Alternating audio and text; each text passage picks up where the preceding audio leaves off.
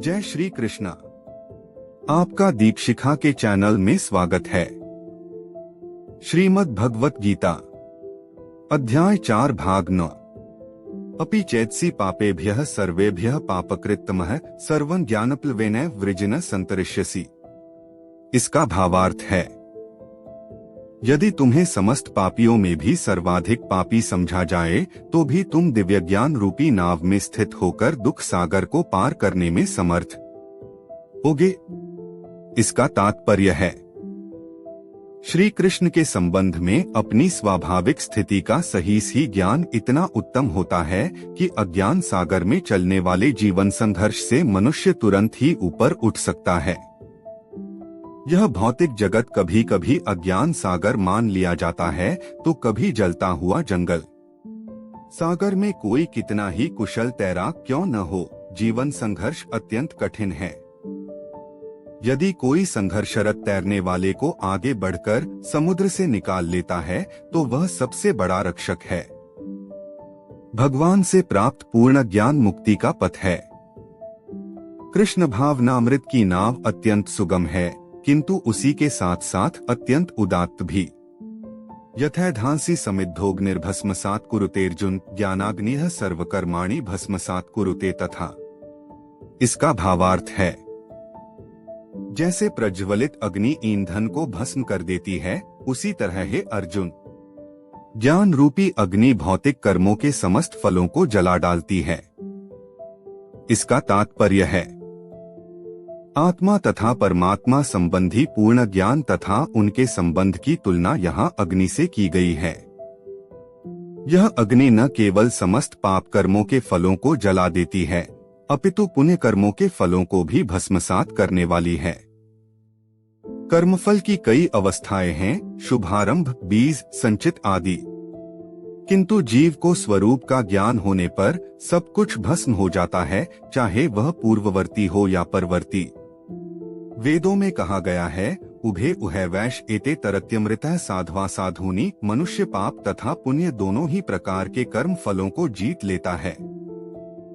न ही ज्ञानेन सदृशं पवित्र में विद्यते तत्स्वयं योग संसिद्ध कालेनात्मनि विन्दति। इसका भावार्थ है, इस संसार में दिव्य ज्ञान के समान कुछ भी उदात्त तथा शुद्ध नहीं है।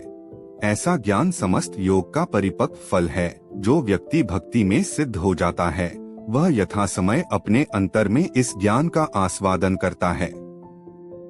इसका तात्पर्य है, जब हम दिव्य ज्ञान की बात करते हैं तो हमारा प्रयोजन आध्यात्मिक ज्ञान से होता है। निस्संदेह दिव्य ज्ञान के समान कुछ भी उदात्त और शुद्ध नहीं है। अज्ञान ही हमारे बंधन का कारण है और ज्ञान हमारी मुक्ति का। यह ज्ञान भक्ति का परिपक्व फल है। जब कोई दिव्य ज्ञान की अवस्था प्राप्त कर लेता है तो उसे अन्यत्र शांति खोजने की आवश्यकता नहीं रहती, क्योंकि वह मन ही मन शांति का आनंद लेता रहता है। दूसरे शब्दों में, ज्ञान तथा शांति का पर्यवसान कृष्ण भावनामृत में होता है। भगवद गीता के संदेश की यही चरम परिणति है। श्रद्धावान् लभते ज्ञान तत्परः संयतेन्द्रियः ज्ञान लब्ध्वा परां शांतिं चिरेणाधिगच्छति। इसका भावार्थ है, जो श्रद्धालु दिव्य ज्ञान में समर्पित है और जिसने इंद्रियों को वश में कर लिया है, वह इस ज्ञान को प्राप्त करने का अधिकारी है और इसे प्राप्त करते ही वह तुरंत आध्यात्मिक शांति को प्राप्त होता है। इसका तात्पर्य है, श्री कृष्ण में दृढ़ विश्वास रखने वाला व्यक्ति ही इस तरह का कृष्ण भावना भावित ज्ञान प्राप्त कर सकता है। वही पुरुष श्रद्धावान कहलाता है, जो यह सोचता है कि कृष्ण भावना भावित होकर कर्म करने से वह परम सिद्धि प्राप्त कर सकता है। यह श्रद्धा भक्ति के द्वारा तथा हरे कृष्ण कृष्ण कृष्ण हरे हरे, हरे राम राम राम हरे हरे मंत्र के जाप द्वारा प्राप्त की जाती है, क्योंकि इससे हृदय की सारी भौतिक मलिनता दूर हो जाती है। इसके अतिरिक्त मनुष्य को चाहिए कि अपनी इंद्रियों पर संयम रखे। जो व्यक्ति कृष्ण के प्रति श्रद्धावान है और जो इंद्रियों को संयमित रखता है, वह शीघ्र ही कृष्ण भावनामृत के ज्ञान में पूर्णता प्राप्त करता है। अज्ञश्चाद्यधानश्च संशयात्मा विनश्यति। नाय लोकोस्ति न परो न सुखं संशयात्मनः। इसका भावार्थ है, किंतु जो अज्ञानी तथा श्रद्धाविहीन व्यक्ति शास्त्रों में संदेह करते हैं, वे भगवत भावनामृत नहीं प्राप्त करते, अपितु नीचे गिर जाते हैं। संशयात्मा के लिए न तो इस लोक में न ही परलोक में कोई सुख है।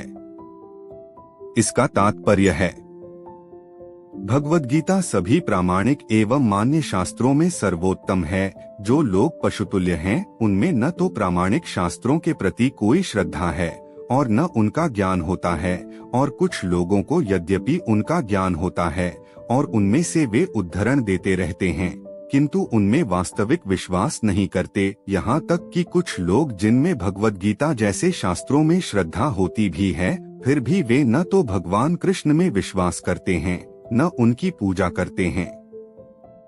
ऐसे लोगों को कृष्ण भावनामृत का कोई ज्ञान नहीं होता, वे नीचे गिरते हैं। उपर्युक्त सभी कोटि के व्यक्तियों में जो श्रद्धालु नहीं हैं और सदैव संशयग्रस्त रहते हैं, वे तनिक भी उन्नति नहीं कर पाते। जो लोग ईश्वर तथा उनके वचनों में श्रद्धा नहीं रखते, उन्हें न तो इस संसार में न तो भावी लोक में कुछ हाथ लगता है। उनके लिए किसी भी प्रकार का सुख नहीं है।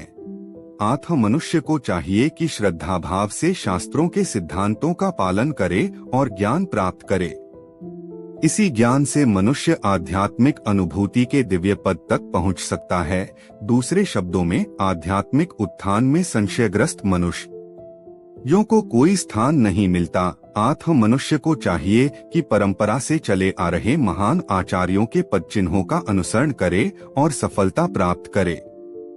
योग संन्यस्त कर्माणं ज्ञान संच्छिन्न संशयम आत्मवंतं न कर्माणि निबध्नन्ति धनंजय।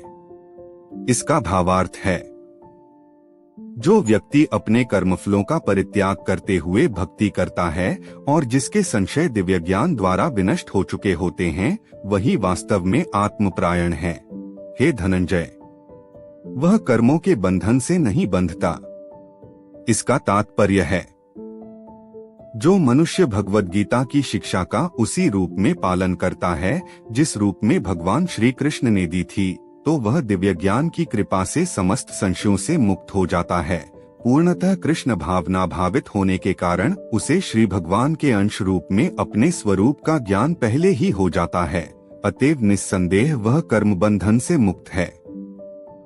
इस प्रकार श्रीमद् भगवद गीता के चतुर्थ अध्याय दिव्य ज्ञान का भक्ति वेदांत तात्पर्य पूर्ण हुआ। गीता का अगला अध्याय सुनने के लिए चैनल को लाइक, शेयर और सब्सक्राइब जरूर करें। धन्यवाद।